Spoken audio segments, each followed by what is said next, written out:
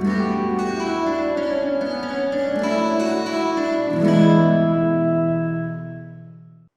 and welcome back to another episode of Bastions and Basilisks. My name is Calvin. I'm Brandon and lagging really bad. Lagging super bad. Yeah, we tried fixing it earlier and it's not working. So we just figured let's just let it lag. Any video is better than no video to me. Um, so today we're going to start subclasses. So today we're going to start working on the Artificer subclasses, or specialists, as they're called. Um, it starts with alchemy, or alchemist. Let me get it in there. An alchemist is an expert at combining reagents to produce mystical effects. Alchemists use their creations to give life and to leech it away.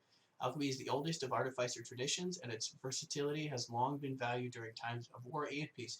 It would be cool if it was artificer traditions, but instead of specialists. I agree with that. Level 3, they gain tool proficiency. They gain proficiency with alchemist tools. If they already have this proficiency, you gain proficiency with one other type of artisan tools of your choice. That's the tool proficiency is a thing across all subclasses for artificer. It just different ones get different tools. So they all get tool proficiency at level 3. Alchemist spells. You always have certain spells prepared after you reach particular levels in this class, as shown in the alchemist spells table. These spells count as artificer spells for you, but they don't count against the number of artificer spells you prepare. Level 3, Healing Word, Raise Sickness. Level 5, Flaming Spear, Mouth's Acid Arrow. Level 9, Gaseous Form, Mass Healing Word. Level 13, Blight, Death Ward. 17, Cloud Kill, and Raise Dead. Raise Dead's pretty impressive. Also level 3, they get a lot. Artificers get a lot at level 3. Experimental Elixir. Whenever you finish a long rest, you can magically produce an experimental elixir and an empty flask you touch. Roll on the experimental elixir table for the elixir's effect, which is triggered when someone drinks the elixir. As an action, the creature can drink the elixir or administer it to an incapacitated creature. You can create additional experimental elixirs by expending a spell slot of first level or higher for each one. When you do so, you use your action to create the elixir in an empty flask you touch, and you choose the elixir's effects from the experimental elixir table. Creating an experimental elixir requires you to have alchemist supplies on your person, and any elixir you create with this feature lasts until it's drunk or until the end of your next long rest. When you reach certain levels in this class, you can make more elixirs by the end of the long rest. 2 at 6th level and 3 at 15th level. Roll for each elixir's effect separately. Each elixir requires its own flask. Alright, so it's a This D6. is very reminiscent of the Order of the Mutant, but without the negative effects, which is really cool. They have healing. Drinker regains a number of hit points equal to 2d4 plus your intelligence modifier, which is pretty good. That means it's slightly better than a healing potion, normal healing potion. Swiftness. Like a minor. Mm-hmm. The drinker's walking speed increases by 10 feet for 1 hour. Resilience. The drinker gains a +1 bonus to AC for 10 minutes. Boldness. The drinker can roll a d4 and add the number rolled to every attack roll and saving throw that make for the next minute. Wow. So it's a blessing. Yeah, there's bless. Right there. Flight. The drinker gains a flying speed of 10 feet for 10 minutes. That's kind of meh. Transformation. The drinker's body is transformed as if by the Alter Self spell. The drinker determines the transformation caused by the spell, the effects of which last 10 minutes. Alchemical Savant. You've developed masterful command of magical chemicals, enhancing the healing and damage you create through them. Whenever you cast a spell using your alchemist supplies as a spellcasting focus, you gain a bonus to 1 roll of the spell. That roll must restore hit points or be damage roll that deals acid, fire, necrotic, or poison damage, and the bonus equals your intelligence modifier. Minimum of +1.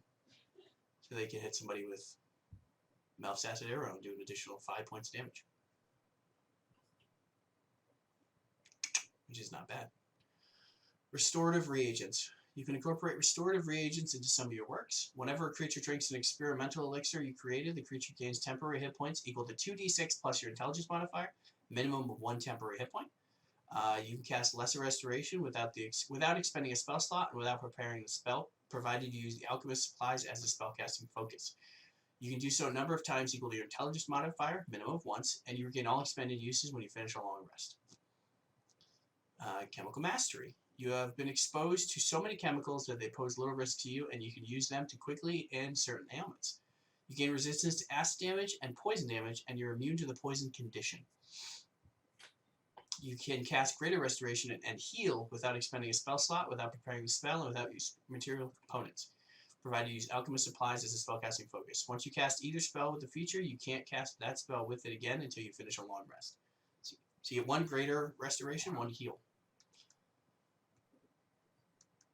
It's not as beefy as it was before it became the official class, and so I don't like it as much as I did pre-release version, but it's still not bad. I mean, the bonus to damage, whenever somebody drinks a potion, they can gain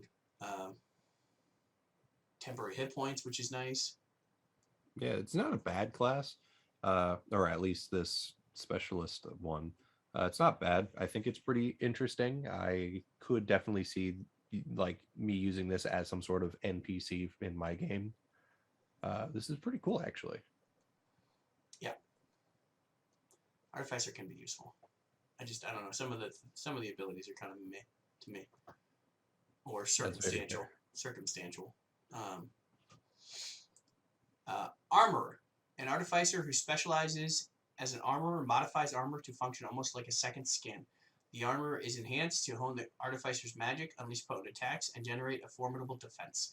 The artificer bonds with this armor, becoming one with it even as they experiment with it and refine its magical capabilities. Tools of the trade. You gain proficiency with heavy armor. You also gain proficiency with smith's tools. If you already have this tool proficiency, you gain with another one of your choice. Armor spells, just like the other ones, you get 3rd level Magic Missile and Thunder Wave, 5th level Mirror Image and Shatter, 9th level Hypnotic Pattern and Lightning Bolt, 13th level Fire Shield, Greater Invisibility, 17th level Pass Wall, Wall of Force. Essentially become Iron Man. Yeah. Your metallurgical pursuits have led you to making armor a conduit of your magic. As an action, you can turn a suit of armor you are wearing into arcane armor, provided you have smith's tools in hand. You gain the following benefits while wearing this armor. If the armor normally has a strength requirement, the arcane armor lacks this requirement for you. You can use the arcane armor as a spellcasting focus for your artificer spells. The armor attaches to you and can't be removed against your will. It also expands to cover your entire body, although you can retract or deploy the helmet as a bonus action. The armor replaces any missing limbs functioning identically to a limb it replaces. You can doff or don the armor as an action. So you can take it off or put it back on as an action, which is really good. So you can sleep out of it, so you get a full night's rest, and then if a fight starts, you can go boop. I just imagine Infinity Wars, how Iron Man just taps his chest and the nano machines just immediately encompass him. It's also kind of like, I don't know if you ever read Exo Manowar. No, it's kind of also similar to Exo Manowar. The arcane armor continues to be arcane armor until you don another suit of armor or you die. Armor model. You can customize your arcane armor. When you do so, choose one of the following armor models: Guardian or Infiltrator. The model you choose gives you special benefits while you wear it. Each model includes a special weapon. When you attack with that weapon, you can add your intelligence modifier instead of strength or dexterity to the attack and damage rolls. You can change the armor's model whenever you finish a short or long rest, provided you have smith's tools in hand. Guardian. You design your armor to be in the front line of combat. It has the following features: Thunder Gauntlets. Each of the armor's gauntlets counts as a simple melee weapon while you aren't holding anything in it, and it deals 1d8 thunder damage on a hit. A creature hit by the gauntlet has disadvantage on attack rolls against targets other than you until the start of your next turn, as the armor magically emits a distracting pulse when the creature attacks someone else. Defensive Field. As a bonus action, you gain temporary hit points equal to your level in this class, replacing any temporary hit points you already have. You lose these temporary hit points if you doff the armor. You can use this bonus action a number of times equal to your proficiency bonus, and you regain all expended uses when you finish a long rest. That's really good. Yeah, because that means at level 20 you can get. 20 extra temporary hit points doesn't seem like a lot, but it's effectively 120. Actually, 120 temporary hit points. for somebody who theoretically are wearing full plate. Yeah, that's not bad. And then the Thunder Gauntlet, you just run in and start punching people. Um, Infiltrator. You customize your armor for subtle undertakings. It has the following features. Lightning Launcher. A gem-like node appears on one of your armored fists or on the chest, your choice. It counts as a simple ranged weapon with a normal range of 90 feet and a long range of 300 feet, and it deals 1d6 lightning damage on a hit. Once on each of your turns, when you hit a creature with it, you can deal an extra 1d6 lightning damage to that target. Powered Steps. Your walking speed increases by 5 feet. That's pretty good.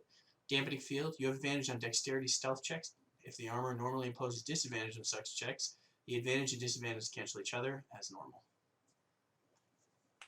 So that means if you're wearing full plate, you just have treat it as normal. Mm-hmm. But if you're using something else, like some medium armors, it cancels. It would cancel. But out. if you did mithril full plate, that removes the penalty. Yeah. On stealth, so you can have mithril full plate, and so now you're sneaking around as an artificer.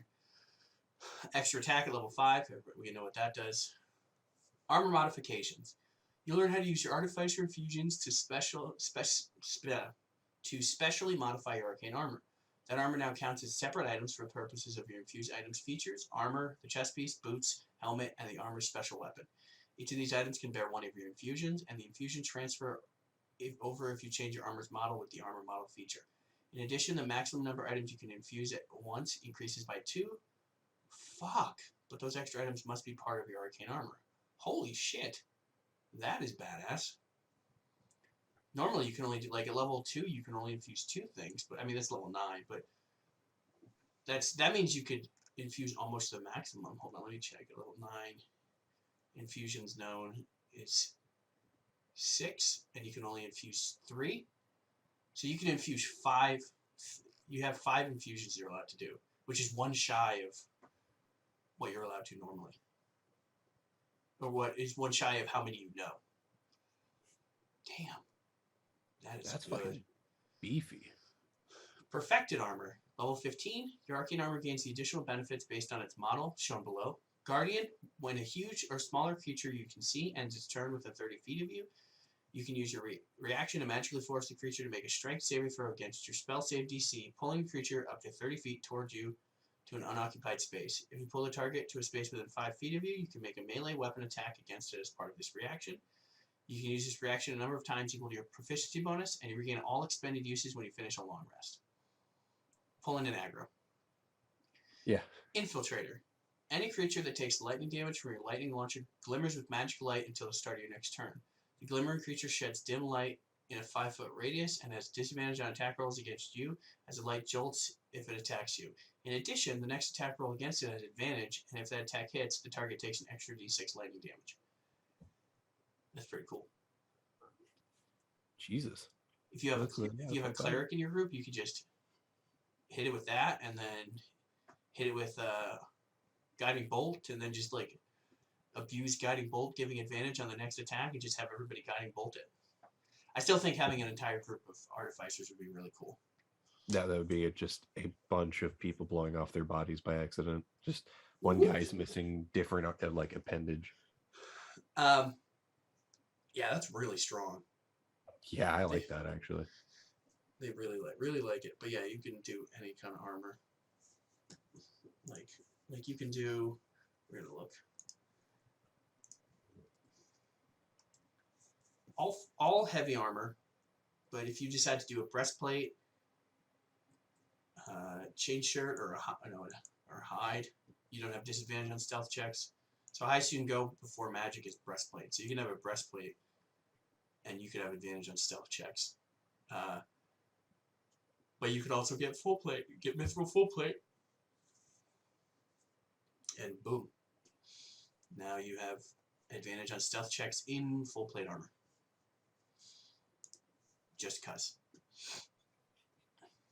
And you walk faster if you do it. Yeah, it's a really strong build. I like it because you can also change it between short and long rests, if I'm correct, or is it just long rests? As long as you have your smith tools. Short or long. Yeah. Okay. You Yeah, can, that means like depending on your type of game and what your DM allows, some people allow short rests up to as little as an hour. An hour to do that is well, pretty short rest is an impressive. hour. I know people who do 10 like minutes. I know people who do It's the really challenging ones where like a day is considered short rest and then a week is a long rest. yeah, that's super challenge mode, which is some bullshit. Um, yeah, Armorer is beefy. Still not my favorite, but it's pretty fucking beefy. Artillerist. An artillerist specializes in using magic to hurl energy, projectiles, and explosions on a battlefield. This destructive power is valued by armies in the wars on many different worlds, and when war passes, some members of this specialization seek to build a more peaceful world by using their powers to fight the resurgence of strife. The world-hopping gnome Artificer V has been especially vocal about making things right. It's about time we fix things instead of blowing them all to hell. Tool proficiency, they get woodcarver's tools. Hmm. Artillery spells, 3rd level, they get Shield and Thunderwave. 5th level, Scorching Ray and Shatter. 9th level, Fireball, Wind Wall. 13th, Ice Storm, Wall of Fire. 17, Cone of Cold, Wall of Force. Level 3, Eldritch Cannon. You've learned how to create a magical cannon. Using woodcarver's tools or smith's tools, you can take an action to magically create a small or tiny eldritch cannon in an unoccupied space on a horizontal surface within 5 feet of you. A small eldritch cannon occupies its space, and a tiny one can be held in one hand. Once created cannon, you can't do so again until you finish a long rest or until you expend a spell slot to create one. You can have only one cannon at a time and can't create one while your cannon is present. The cannon is a magical object, regardless of size. The cannon has an AC of 18 and a number of hit points equal to 5 times your Artificer level. It is immune to poison damage and psychic damage. If it is forced to make an ability check or saving throw, treat all its ability scores as 10. If the mending spell is cast on it, it regains 2d6 hit points. It disappears if it is reduced to 0 hit points or after 1 hour. You can dismiss it as early as an action. When you create the cannon, you determine its appearance and whether it has legs. You can also decide which type it is, choosing from the options on the Eldritch Cannon table. On each of your turns, you can take a bonus action to cause the cannon to activate if you are within 60 feet of it. As part of the same bonus action, you can direct the cannon to walk or climb up to 15 feet to an unoccupied space, provided it has legs. Why wouldn't you want it to have legs? Alright, Eldritch Cannons. We got the Flamethrower. The cannon exhales fire in an adjacent 15-foot cone that you designate. Each creature in the area must make a dexterity saving throw against your spell save DC, taking 2d8 fire damage on a failed save or half as much on a successful one. The fire ignites any flammable objects in the area that aren't being worn or carried. Force Ballista. Make a ranged spell attack originating from the cannon at one creature or object within 120 feet of it. On a hit, the target takes 2d8 force damage, and if the target is a creature, it is pushed up to 5 feet away from the cannon. That's pretty good. Protector. The cannon emits a burst of positive energy that grants itself and each creature of your choice within 10 feet of it a number of temporary hit points equal to 1d8 plus your intelligence modifier. So it is a 10-foot cone, or 10-foot square. There we go. 10 square. No, maybe 100 square feet. It should be 10 by 10. Yeah, it'd be a square technically.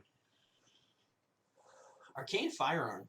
You know how to turn a wand, staff, or rod into an arcane firearm, a conduit for your destructive spells. When you finish a long rest, you can use woodcarver's tools to carve special sigils into a wand, staff, or rod, and thereby turn it into your arcane firearm. The sigils disappear from the object if you later carve them into a different item. The sigils otherwise last indefinitely. You can use your arcane firearm as a spellcasting focus for your Artificer spells. When you cast an Artificer spell through the firearm, roll a d8, and you gain a bonus to one of the spell's damage rolls equal to the number rolled. So it could do more than the Alchemist, and it's not limited by damage type. But you could also do 1 point of extra damage. So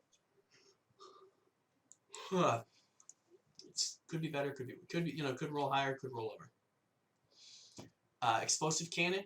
Every Eldritch Cannon you create is now more destructive. The cannon's damage roll is increased. Rolls all increased by 1d8. As an action, you command the cannon to detonate. If you are within 60 feet of it, Doing so destroys the cannon and forces each creature within 20 feet of it to make a dexterity saving throw against your spell save DC, taking 3d8 force damage on a failed save or half as much on a successful one. I see the use of blowing it up, but that seems like a waste. Fortified position. You're a master of forming well-defended emplacements using your Eldritch Cannon. You and your allies have cover within 10 feet of a cannon you create with Eldritch Cannon as a result of shimmering field of magical protection that the cannon emits. You can now have 2 cannons at the same time. You can create 2 with the same action, but not the same spell slot, and you can activate both of them with the same bonus action. You determine whether the cannons are identical to each other or different. You can't create a 3rd cannon while you have 2. So if you want to have 2 protectors, or a protector and a force ballista, or ballista and a flamethrower, or 2 flamethrowers, like... It's really interesting, actually, being able to use different ones. Yeah. Having half cover doesn't hurt either. No, not at all. Especially if you have the protector. So now you have temporary hit points. I think you use your action to gain those temporary hit points now.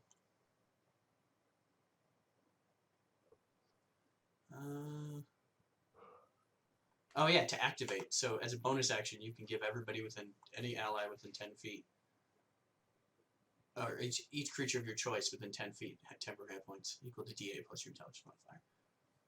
Or at that level, damage rolls. That's kind of a bummer. It's solid. It's a good subclass. I like it. I honestly like the armor more. Yeah. But I could definitely see how some people could utilize this in more like a siege type of campaign. Like if you're trying to fortify areas, or like honestly, just I'm going with like a siege type of thing. Like if you have to like fortify an area for X amount of days or something like that, and defend it and build it up until you can move on to the next location. Right. Or, I mean, it depends, because if you're trying to hold a choke point, then having the flamethrower is great. If you're sieging, but I mean you're sieging, you're probably not using your cannon. You probably have a trebuchet, but or normal cannons. But yeah, if you're holding a wall, like it's a solid subclass. I think it's probably, I don't know if it's better than the Alchemist or not. I think it's I would say it's more niche. I think it's more offensive than the Alchemist, because the Alchemist is mostly defensive or utility, whereas this is more offensive support. So it's kind of hard to compare. Whereas like the Armorer is armored offense. But all right, my favorite, Battlesmith. Armies require protection, and someone has to put things back together if defenses fail. A combination of protector and medic, a battlesmith is an expert at defending others and repairing both material and personnel. To aid in their work, battlesmiths are accompanied by a steel defender, a protective companion of their own creation. Many soldiers tell stories of nearly dying before being saved by a battlesmith and a steel defender. In the world of Eberron, battlesmiths played a key role in House Canaan's work on battle constructs and the original Warforged, and after the last war, these artificers led efforts to aid those who were injured in the war's horrific battles. Tool proficiency, they get Smith's tools. Spells, they get 3rd level Heroism and Shield. 5th, Branding Smite, Warding Bond. 9th, Aura of Vitality, Conjure Barrage. 13, Aura of Purity, Fire Shield. 17th, Banishing Smite, Mass Cure Wounds.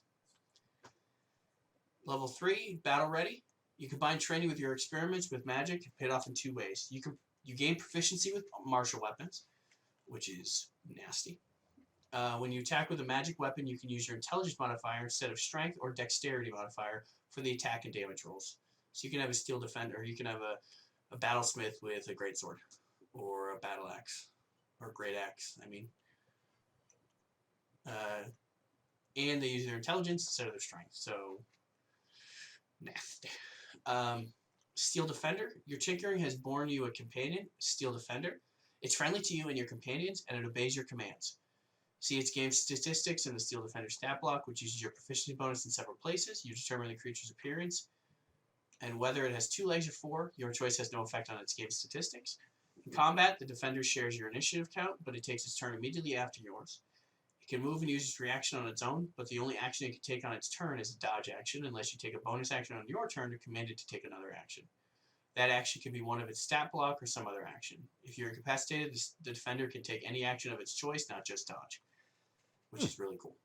So Yeah. you're in a fight, you get knocked down, it's like, no, how dare you? That's exactly what it sounds like.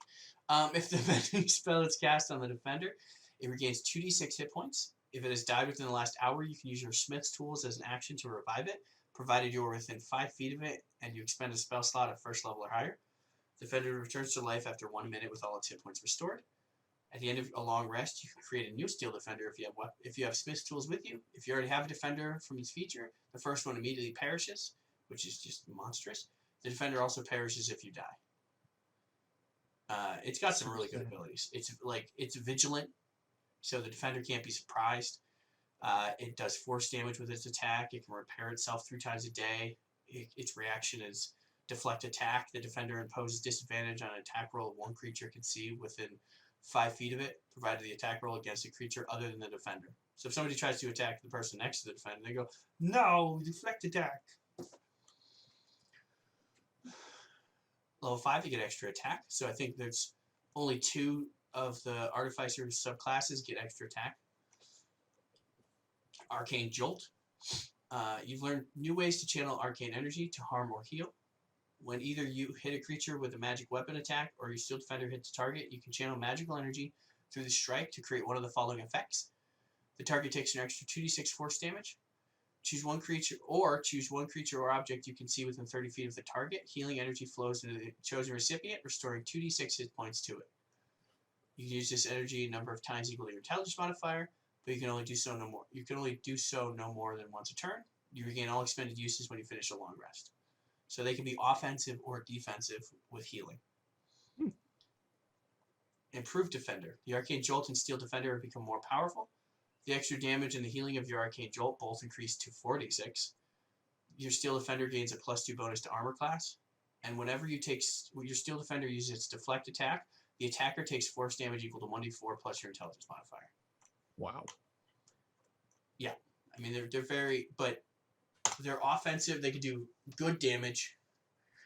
I don't know. That's why I love them, because they're very, very badass in a fight.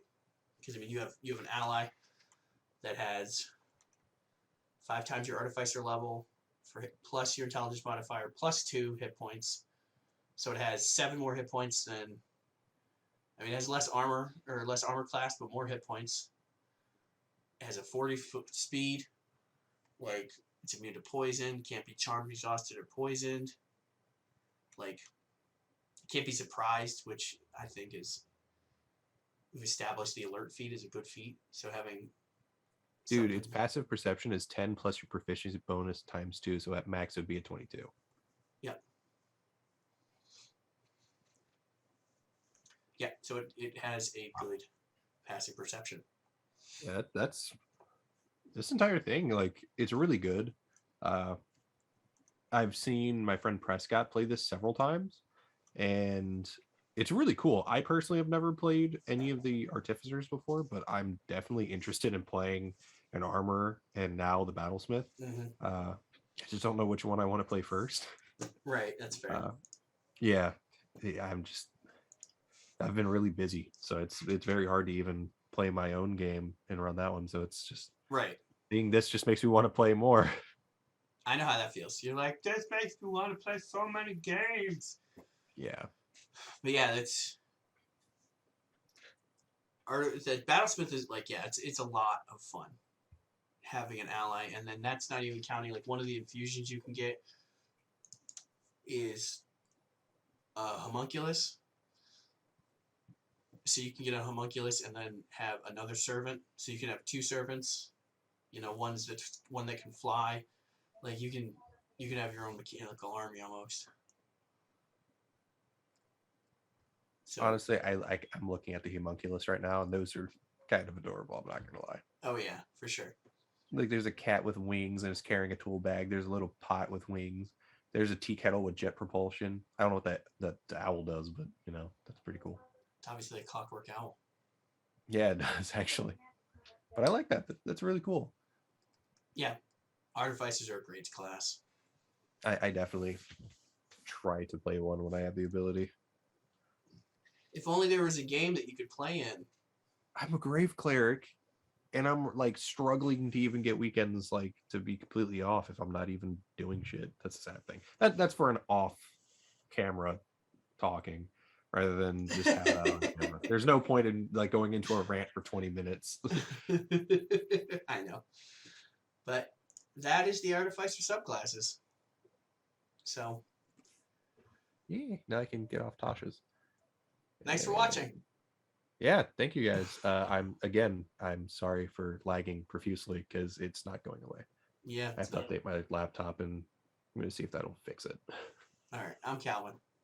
I'm Brandon. We'll catch you guys next time. You all next time. Yeah, Bye. see ya. Thanks for watching. Please like, subscribe, and comment. And now you get to listen to the outro song. And